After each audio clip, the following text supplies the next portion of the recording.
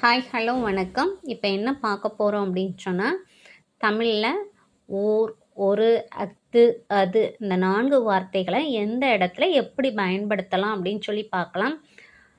உயிரெழுத்தில் தொடங்குகிற சொல்லுக்கு முன்னாடி ஓர் அப்படிங்கிற சொல்லையும், உயிர்மெய் எழுத்தில் தொடங்குகிற சொல்லுக்கு முன்னாடி ஒரு அப்படிங்கிற சொல்லையும் என்ன செய்யணும்? பயன்படுத்தணும். ஓர், ஊர், ஓர் ஏரி. இதில் ரெண்டையும் பாருங்கள். ஓ ஊ ஏ அப்படிங்கிற உயிரெழுத்து வந்திருக்கிறதுனால அதுக்கு முன்னாடி என்ன செய்கிறோம்? ஓர் அப்படிங்கிற சொல்ல பயன்படுத்துகிறோம்.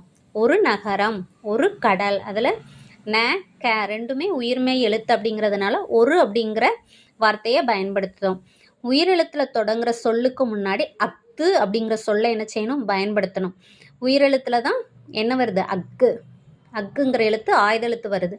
அதை உயிரெழுத்தில் தான் பயன்படுத்தணும். அத்து இங்கே உள்ளது.